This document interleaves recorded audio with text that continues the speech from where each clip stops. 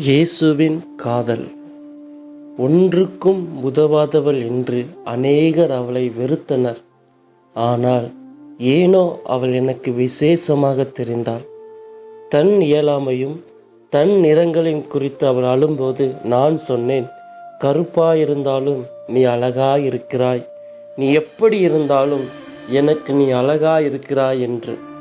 என் வார்த்தைகளை கண்டு கொள்ளாமல் மற்றவர்கள் தன்னை விரும்பவும் ரசிக்கவும் உடலிலும் உடையிலும் மாற்றம் கொண்டு வந்தாள். அவர்களோ சில நாட்கள் ரசித்தார்கள், பின்பு மறந்து குப்பையில் போட்டுவிட்டார்கள். ஆனால் இஸ்ரவேலே, நீ என்னால் மறக்கப்படவில்லை என்று அவளோடு பேசினேன். அவளுடைய இருதயத்தின் காயத்திற்கு அனைத்துக்கும் நான் மருந்தானேன். காயங்கள் ஆறின உடனே மறுபடியும் என்னை காயப்படுத்த ஆரம்பித்தாள்.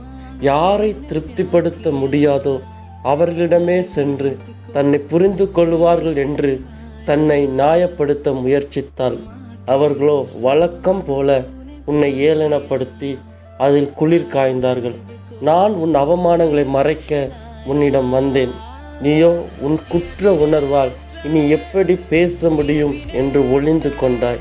நானோ கதறினேன், உன்மேல் பிரியமாக தான் இருக்கிறேன் என்று.